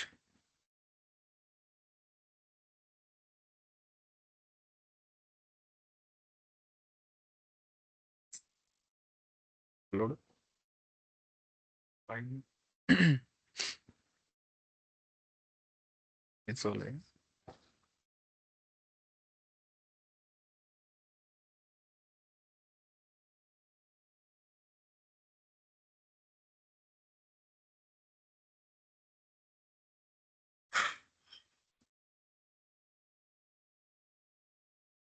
टाइप इथं शोज टेस्टच करता येते टेक्स्ट.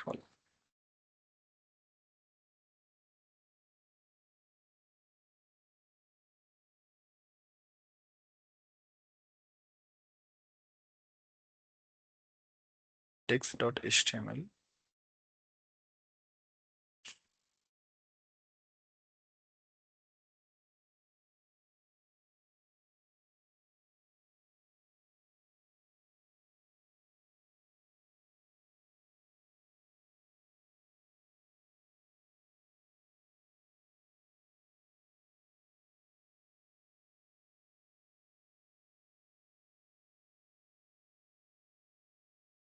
ही सर वाली त्याला पब्लिक ऍक्सेस द्यावं लागेल ना.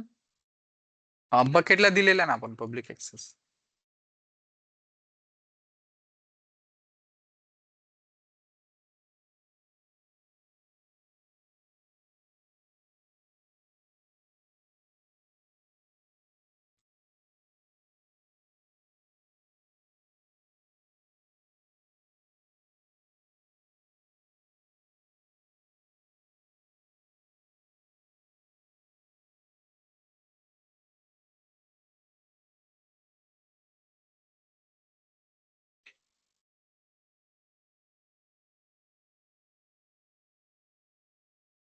Like this.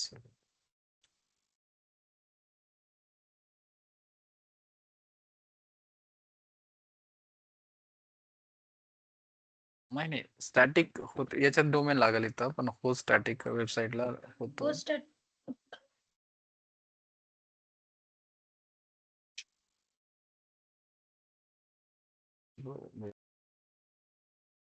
Or your customer to access content of the website and when you must make all your content politically enabled. Readable okay due to you can edit this through bucket public access setting for the bucket for more. ठीक है, publicly तो क्या है, index.html spelling भी बराबर, right? उसने access करना ही चाहिए तभी.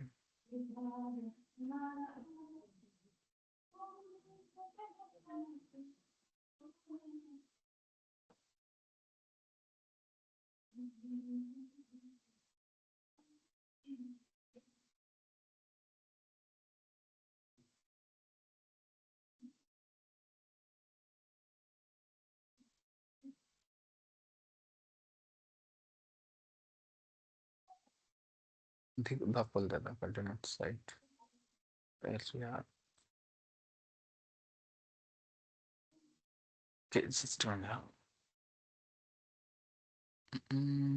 ऑब्जेक्ट bucket x.html तो है.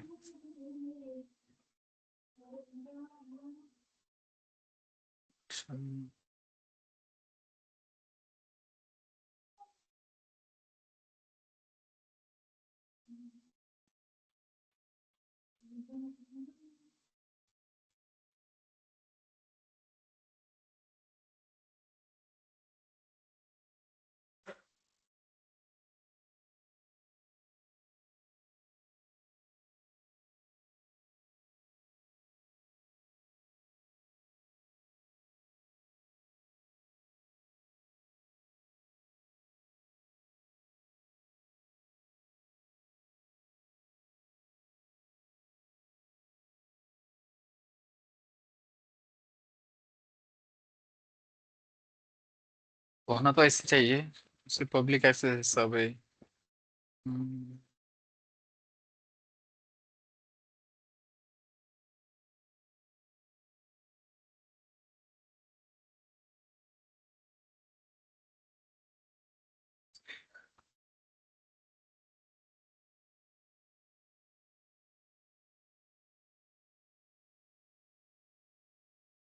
ओपन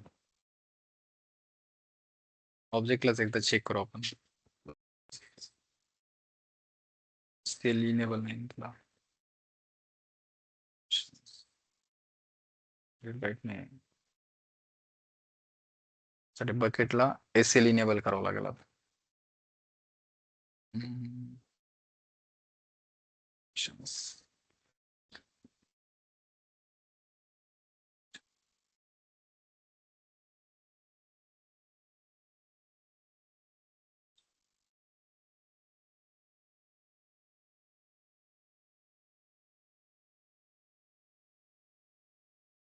हा बकेट पब्लिक केल्यावर बकेटच्या एसएल मध्ये जे आपण परमिशन देतो ते बाय डिफॉल्ट होतात, आपण तिथं क्लिक केलेलंच नाही त्याला, याच्या ऑब्जेक्ट लेवलला देऊन टाकू.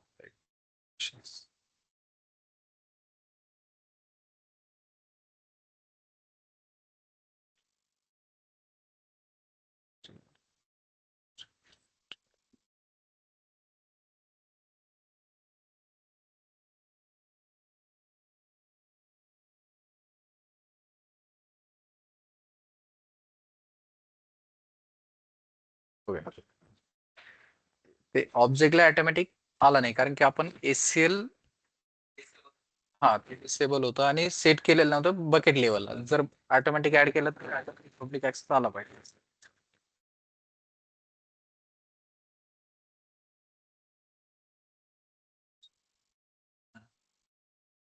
हो करताय. ज्यावेळेस तुम्ही हे पेज राईट करताना तिथं त्याचं नाव आहे ना, त्या नावाने म्हणजे जिथं हायपरलिंक करताय तुम्ही ते नावाने सेट करायचं आणि सेम त्याच नावाने ते पेज तुमच्या S3 बकेट मध्ये अपलोड करायचं. जर फोल्डरच्या आतमध्ये फोल्डर बनवून केलं तुम्ही, बकेटच्या आतमध्ये फोल्डर एक बकेट त्याच्यामध्ये मग फाईल टाकली बरोबर, तर त्याच्यासाठी मग तुम्हाला ते फोल्डर आणि ते फाईलचं नाव फुल पाथ द्यावा लागेल. हा ये आता क्लियर हुआ सबको? ऑनलाइन गाइज, ऑनलाइन है सभी वहीं पे? Yes sir done. Yes sir. यहाँ तक क्लियर हुआ? हम स्टैटिक वेबसाइट कैसे कर सकते हैं अपने S3 के ऊपर, ठीक है. इतना इसका काम नहीं पड़ता क्योंकि स्टैटिक वेबसाइट कोई यूज ही नहीं करता, लेकिन पता होना चाहिए कि ये कर भी सकते हैं हम, राइट. अगर कोई पूछेगा आपको इंटरव्यू में can we create a static website on S3 bucket, वहां पे मतलब ऐसा आपको सोचने का काम नहीं पड़ेगा, राइट. क्लियर, यहाँ तक क्लियर हुआ? अभी एक और बात बतानी थी यहाँ पे आपको, यहाँ पे परमिशन में चेंजेस किया तब जाके ये कुछ हुआ. हाँ मतलब परमिशन हमने जो अपने बकेट लेवल पे एक्सेल को इनेबल करके पहले परमिशन नहीं दिया था, राइट. तो उसे ऑटोमेटिकली पब्लिक परमिशन नहीं आया. अगर हम वहां पे कर देते थे पहले तो ऑटोमेटिकली ले लेता था, लेकिन हमने वहां पे मैन्युअली करके जाके चेंज किया. ठीक. सी आपण बकेट लेवलला पण देऊ शकतो आणि ऑब्जेक्ट लेवलला पण देऊ शकतो.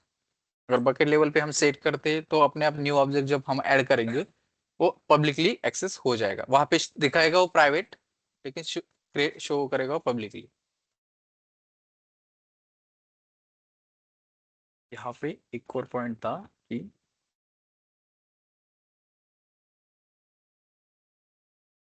Transfer acceleration.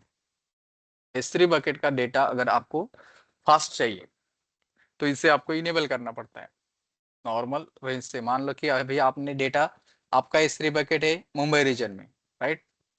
आप एक्सेस कर रहे हो यूएस से, राइट. क्योंकि यूएस में भी कुछ सारे रीजन है वहां पे डेटा स्टोर होता है, एंड पॉइंट वहां पे भी है, राइट. तो जब हम ट्रांसफर एक्सेलरेशन इनेबल करते हैं तो जब आप पहली बार डेटा मांगते हो अपने S3 से तो वो क्या करेगा, आपका डेटा जाके डायरेक्टली मुंबई से लेके आएगा यूएस में, ठीक है, अगर आप यूएस में हो तो. दूसरी बार क्या करेगा, पहले अगर आपने सेम डेटा की रिक्वेस्ट की तो वो तब क्या करेगा, अगर हम ट्रांसफर एक्सेलरेशन यूज करते तो उस डेटा का एक कैशे स्टोर करके रखना है अपने पास यूएस रीजन के वहां पे उस एंड पॉइंट में, राइट। तो उस एंड पॉइंट से आपको फास्ट डेटा मिल जाएगा अगली बार सेम डेटा का अगर आप रिक्वेस्ट करते हो तो, मतलब जैसे कैशे बोलते ना, हाँ सीडीएन टाइप बोल सकते हैं। लेकिन सीडीएन का थोड़ा थोड़ा अलग पर्पज आता है। सीडीएन क्या करता है, अगर सीडीएन में क्या होता है कि यहाँ से आप अगर आप पहली बार डेटा रिक्वेस्ट करते हो तो आप डायरेक्टली उस मुंबई के डेटा सेंटर में जाते हो, राइट, पहली बार। सीडीएन में क्या होता है, वो डायरेक्ट नहीं बेचेगा, सीडीएन के थ्रू वो रिक्वेस्ट लेता है आपकी, फिर वहां से उसके थ्रू जाएगा, आपकी रिक्वेस्ट डायरेक्ट नहीं जाती। तो सीडीएन हम अगर डेटा अपना सिक्योरिटी रीजन के लिए डायरेक्टली एक्सेस नहीं देना चाहते डेटा स्टोर सेंटर का, तो हम वहां पे सीडीएन यूज करते हैं, जो कि अपना क्लाउड फ्रंट होता है। यहाँ पे हम क्लाउड फ्रंट यूज करेंगे। यहाँ तक क्लियर हुआ सबको? S3 क्लियर है? ठीक है। यहाँ पे ट्रांसफर एक्सेलरेशन, तो वहां पे आपको करना इनेबल तो कर सकते हो, इतना ज्यादा फर्क नहीं पड़ता। लेकिन यूज अगर चार्जेस आपकी कंपनी बोलती है पैसा देना है तो आप कर सकते हो, राइट। थोड़ा बहुत फर्क पड़ता है, ज्यादा नहीं। यहाँ पे रिक्वेस्टर पेज, अभी ये क्या होता है, अगर ये डिसेबल है, राइट, तो इसका मतलब ऐसा है कि जो आप डेटा अपलोड कर रहे हैं S3 के ऊपर, उसके चार्जेस भी आपको देने हैं। जो डेटा को अगर आपने पब्लिकली रखा है या बाहर कोई एक्सेस कर रहा है, तो उसका एक्सेस करने का भी चार्जेस AWS लेता है। मतलब आप जो डेटा रीड कर रहे हो फिर से, तो उसके भी चार्जेस लेता है। तो ये क्या करेगा, यहाँ पे अगर डिसेबल है तो ये चार्जेस आपसे ही लेगा, ठीक है। मतलब अगर बाहर आपको शो करवाना है डेटा तो चार्जेस आपसे लेगा। अगर मैं इसे इनेबल करता हूँ तो मेरे जिसका AWS अकाउंट है, राइट, वही इस डेटा को एक्सेस कर पाएगा, क्योंकि ये रिक्वेस्टर से चार्ज अप्लाई करेगा। तो अगर AWS अकाउंट नहीं है किसी यूजर का, तो मतलब कैसे चार्जेस पे करेगा, राइट। एक्सेस तो नहीं कर सकता। मतलब यहाँ पे हमें सिक्योरिटी भी मिल जाती है एक तौर पे, कि बाहर का यूजर कोई उसे एक्सेस नहीं कर सकता जो नॉर्मल यूजर है। क्लियर हुआ सबको? आगे चलना है, इसकी प्रैक्टिस करनी है आज। कल हम अपना EC2 सर्विस क्या होता है वो स्टार्ट कर देंगे। क्लियर? EC2 बाकी हमने स्टार्ट IAM से किया था, उसके बाद S3 ले लिया। सर IAM, कोई हाँ बोलिए। कोई टास्क वगैरह मतलब ऐसा डिजाइन करके हमको प्रोवाइड कर सकते हो क्या, जिससे हम थोड़ा हाँ, और पढ़े, मतलब एक समझना है टास्क और ऐसे ही मैं दे देता हूँ यहाँ पे, जो भी हुआ उसके ऊपर, ठीक है। आपको एक मुंबई रीजन में या आपको जो चाहिए उसमें एक बकेट क्रिएट कीजिए, उसमें ऑब्जेक्ट अपलोड करके दे, और उसका बैकअप बकेट क्रिएट होना चाहिए, बैकअप क्रिएट होना चाहिए, राइट। यही टास्क है आपके लिए कि जो आज किया, राइट। हा, दुसऱ्या रिजन आपण सेम रिजन मध्ये पण घेऊ शकतो, पण मग सेम रिजन मध्ये घेऊ त्याचा विषय नाही ना। हा, मग त्याच्यामुळे दुसऱ्या रिजन मध्ये। गाइस, ऑनलाइन टास्क यही आपका कि आपको एक बकेट का बैकअप बकेट क्रिएट होना चाहिए ऑटोमेटिकली। क्लियर? जो हमने किया उसे हाँ प्रैक्टिस करना है। Hello sir. एक मिनिट घेऊ शकतो ना, पण ते काय होतं सेम रिजन मध्ये एका अवेलेबिलिटी झोन जवळ जवळ असतात ना। समजा काही झालं आणि ते तिन्ही रिजन, त्याच्या तिन्ही एजी गेले, समजा एका रिजन मध्ये 3 एजी असतील आणि तिन्ही एजी गेले, डिस्ट्रॉय झाले, मग काय करायचं? त्याच्यामुळे आपण एक दूसरा रीजन ये करतो। गाइस, हाँ, और एक टास्क आपको देना है कि अगर एक यूजर है, ठीक है, यूजर को मुझे बस मेरे यूजर को एक एक्सेस देना है कि EC2 इंस्टेंस का बस रीड एक्सेस, ठीक है, उसे रीड एक्सेस ही मिलना चाहिए।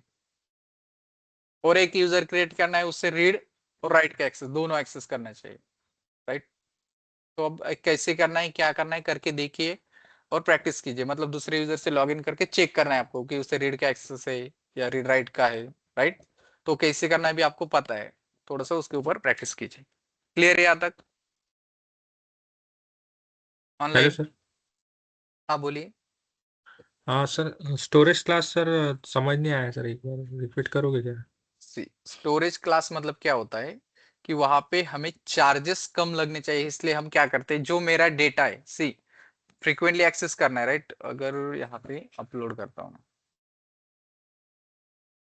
तो यहाँ पे हम प्रॉपर्टीज में सेट कर सकते हैं कि जो हम अपलोड करने जा रहे हैं उसे मुझे किस क्लास में रखना है, राइट। तो वहां पे क्या आता है, जनरल पर्पज आता है, स्टैंडर्ड, राइट।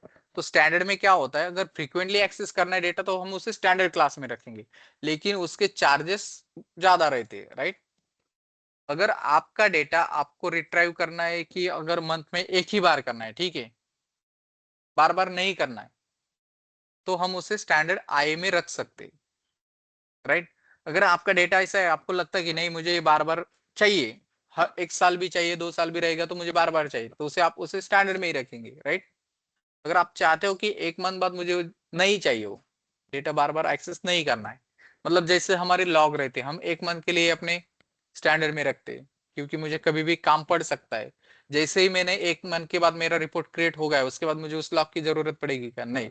लेकिन क्लाइंट के लिए मैं उसे एज अ सेफ्टी उसे रखना चाहता हूँ, तो मैं उसे 30 दिन के बाद कहाँ पे डालूंगा? स्टैंडर्ड आई में। क्योंकि अगर मुझे कोई मांगेगा तो मैं उसे वहां से अपलोड करके दे सकता हूँ। वो हर बार थोड़ी मांगेगा, राइट। तो एक ही बार मांगेगा, मंथ में एक बार या 2 मंथ में एक बार मांगेगा, राइट। तो उसे हम स्टैंडर्ड आई में रखते। अगर मेरा डेटा मुझे क्वार्टरली चाहिए, मुझे जल्दी जल्दी नहीं चाहिए, मैं 3-4 महीने बाद लेना चाहता हूँ, और दोस्त थोड़ा बहुत वहां पे स्पीड का इश्यू भी आएगा तो चलता है, तो उसको हम ग्लेशियर इंस्टेंस रिट्रीवल में डालते हैं। यहाँ पे इंस्टेंस रिट्रीवल का मतलब ये होता है कि थोड़ा जल्दी आता है, ऐसा नहीं कि ज्यादा लेट होगा। लेकिन ग्लेशियर में जब हम भेजते हैं तो वहां से हम डेटा एक्सेस करते हैं अपने लॉन्ग टर्म, मतलब ज्यादा दिन के बाद, 3-3 महीने के बाद एक बार करना है हमें, तो वहां से हम उसे ग्लेशियर इंस्टेंस रिट्रीवल में डाल सकते हैं, राइट। तो उसको उसका पीरियड होता है कि 90 डेज, मिनिमम वहां पे आपको 90 डेज का डेटा होना चाहिए, उसके बाद आप वहां पे उसे डाल सकते हो। उसके बाद एक आता है ग्लेशियर डीप आर्काइव। अभी ये क्या होता है? ये डीप आर्काइव का मतलब इतना ऐसा होता है कि चार्जेस तो बहुत ही कम लेता है, लेकिन जब एक्सेस करने जाओगे डेटा तो वो टाइम ज्यादा लेगा। यहाँ तक क्लियर हुआ? ऑनलाइन? Yes sir. ओके। तो ऐसे हम इस तरह से हम अपने क्लास को चूज करते हैं। हाँ हेलो सर। हाँ बोलिए। हाँ सर, जो ACL की परमिशन हमने वेबसाइट होस्ट करते समय दी थी, तो अगर वो हम मतलब पहले हमने उसे डिसेबल किया था ना सर, फिर बाद में इनेबल किया। हाँ, डिसेबल मतलब डिसेबल ही था पहले, वो हमने इनेबल नहीं किया था एसीएल को। उसकी वजह से हम हम्म। ऑब्जेक्ट लेवल के परमिशन नहीं दे सकते अगर एसीएल इनेबल नहीं है। बकेट अगर पब्लिक है, ठीक है, तो यहाँ पे आपको एक बात बता रहा हूँ, पब्लिक प्राइवेट प्रॉपर्टी भी बकेट पब्लिक कर दी मैंने, राइट। पब्लिक तो है मेरी बकेट, सॉरी परमिशन में जाना पड़ेगा। और यहाँ पे अगर मैं बकेट लेवल पे हूँ, राइट, और बकेट लेवल पे अगर मैं यहाँ पे इसे एडिट करता हूँ, और यहाँ पे everyone public access object bucket ऐसे, मतलब यहाँ से मैं क्या करता हूँ? इनेबल करता हूँ ऑब्जेक्ट को पब्लिक के लिए। जो भी अभी इसमें ऑब्जेक्ट ऐड होगा वो ऑटोमेटिकली पब्लिकली होगा, मुझे उसके एसीएल में जाके चेंज करने की जरूरत नहीं पड़ेगी। पहले हमने वहां पे वो नहीं सेट किया था, इसलिए हमने ऑब्जेक्ट लेवल पे जाके उसे पब्लिक एक्सेस दिया था, राइट। अभी यहाँ पे मैं सेव चेंजेस करता, ठीक है, अभी सेव हो गया। अभी मैं इस बकेट में अगर कुछ ऐड करता हूँ दूसरा object, upload object, add object,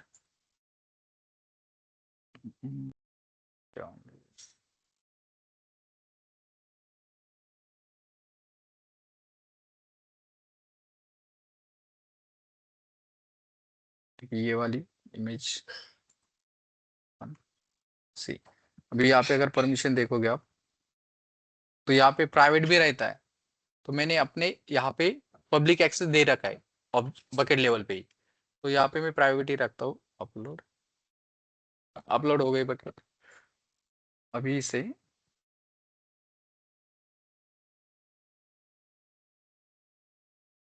यहाँ से मैं डायरेक्टली ओपन करूंगा तो ये मेरे अकाउंट के थ्रू ओपन होगा, ये तो होने वाला है, राइट।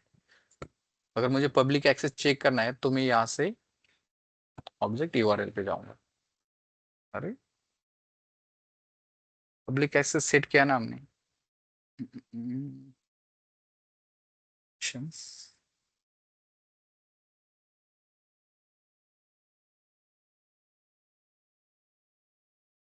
Right, edit.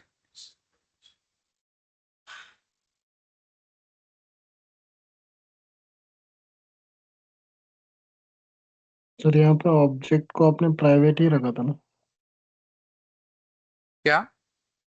ऑब्जेक्ट को आपने प्राइवेट रखा था, बकेट को तो पब्लिक कर दिया था।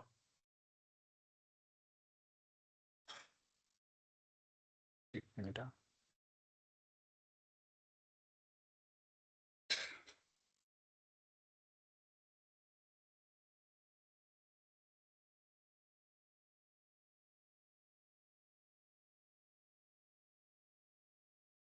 हम यहाँ से भी उसे डायरेक्टली पब्लिक कर सकते हैं।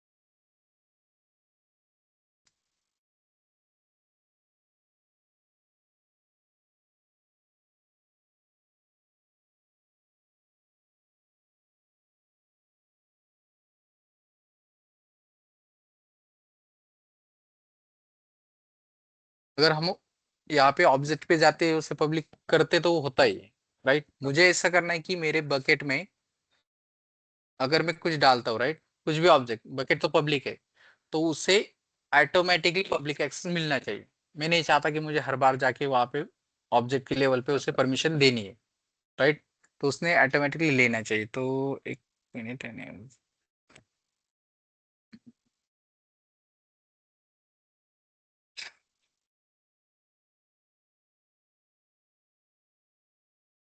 वेट, ठीक है, मेरे प्राइमरी बकेट में कुछ डाल के देखता हूँ यहाँ पे।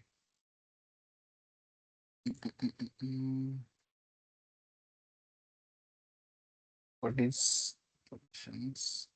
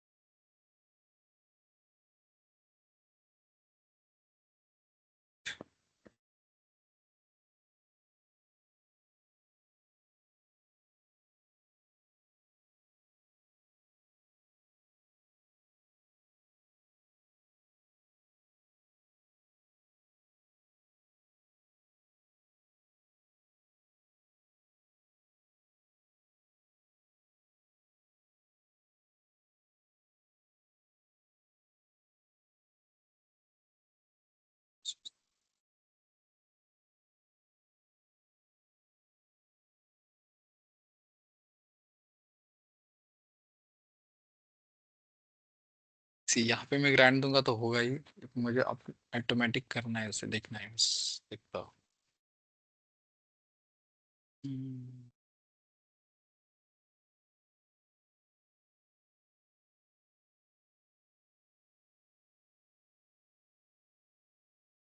ये एक बार आप ट्राई कीजिए इसे, मतलब ऑब्जेक्ट लेवल पे आपको पब्लिक एक्सेस देना ही नहीं है बकेट को, सॉरी ऑब्जेक्ट को, वो ऑटोमेटिकली पब्लिक एक्सेस से एग्जीक्यूट होना चाहिए ऑनलाइन। एक बार आप ट्राई कीजिए होता है कि नहीं होता है, तो होना चाहिए, वैसे होता है वैसे। एक बार आपसे ट्राई कीजिए, राइट। देखते हैं, यही टास्क, ये भी टास्क है आपके लिए, राइट। अगर नहीं होता है तो हम देखेंगे क्या होता है। ये होता है ऐसे सेम एग्जीक्यूट होना चाहिए इंडिविजुअली ब्लॉक।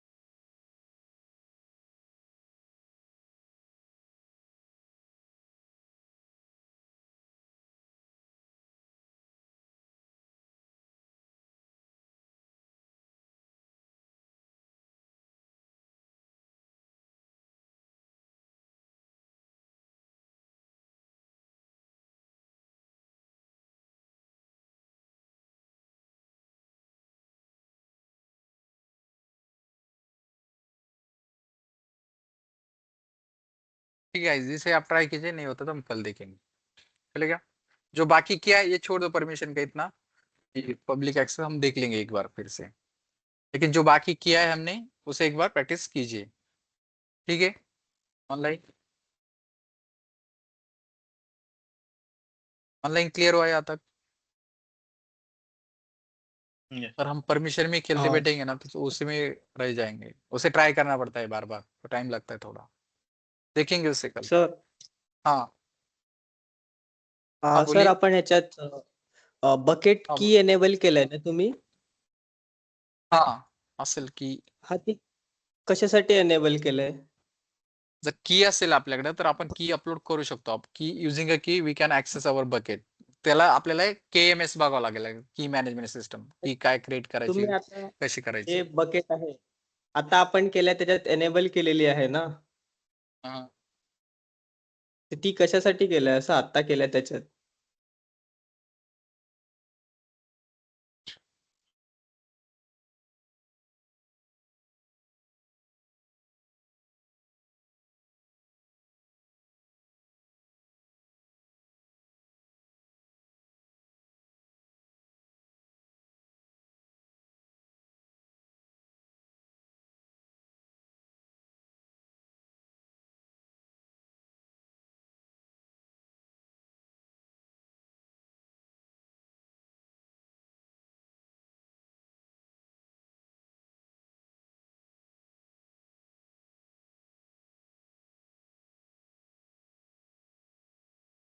प्रॉपर्टीज मध्ये होते.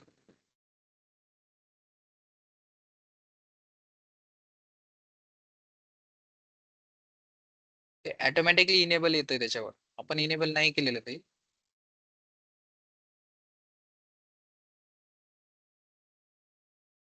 अच्छा, मग आपण आता त्याचा यूज काय केला नाही ना अजून?